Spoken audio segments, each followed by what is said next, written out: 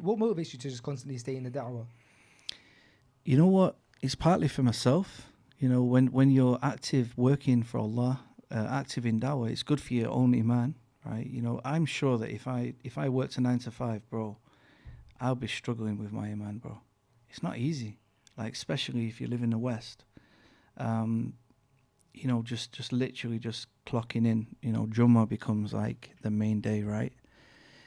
And for the past 5 years, I've not lived in the UK. You know, I've lived in Kuwait for 3 years. I've lived in Uganda for 2 years. Uganda's like a Christian country, but there's still like 18 million Muslims there. You know, the adhan is there. Um, and I would find it very difficult to come back to UK, you know. But the same thing with my actual, I'm not going to say a job because I don't have a wage. I'm not like, I don't work for some dawah organization. You know, I'm not paid a wage. You know, alhamdulillah, you know, I managed to get by doing this and that. But as a career, even, you know, a career which I don't get paid for, you know, it's like, it helps me as well. And I do feel that I have something to give, you know, as a white convert to Islam, somebody who's well traveled, somebody who knows Africa. Like, if we went with a group of brothers to Africa, like 9 of you, all of you are going to get sick. You know, you're going to be out of it for like 2 weeks if you come to Sierra Leone. It's guaranteed, yeah. But like, I'm used to it. You know, my system's used to it. I'm used to traveling, you know, having lack of sleep, traveling, things like that, being in certain situations. So I have certain qualities that I've, you know, found or gained, you know, over the years, and I can put that to use. You know, I can do dawah in Africa, go into certain tribes, certain places, certain cultures, and yeah, I feel like I've got something to give. You know, especially because I'm from a Christian background as well. You know, it's something I feel is a bit unique. You know, I'm not a sheikh.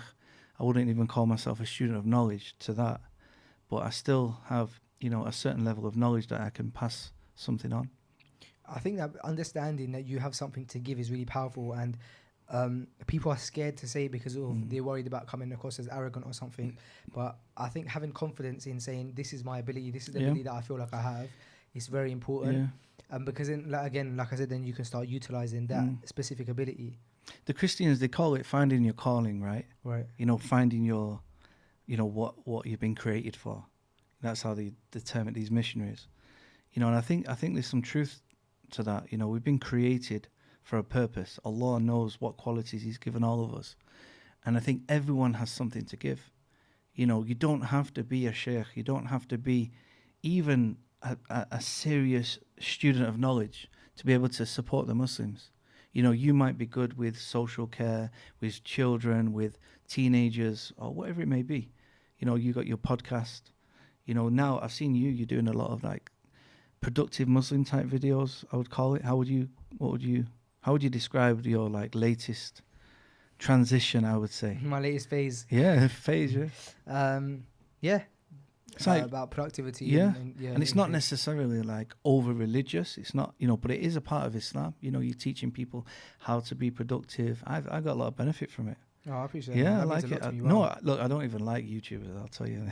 But I Well, you really, say you don't even like you. I know. Well, no, but I've messaged you a couple of times, right? Telling you like, I really appreciate that. I really like it. I didn't even know you had a private channel. Thanks. You know, but like freshly grounded. But then these videos started coming through, and I thought, yeah, this is beneficial, you know. And at the same time, you're doing what you want to do. You know, that might not be as popular as what you used to do, but it doesn't matter, does it? And that's why many people, they say, well, you don't even get any views. I don't get many views, bro. Like on my channel, I don't care. I really don't care, bro.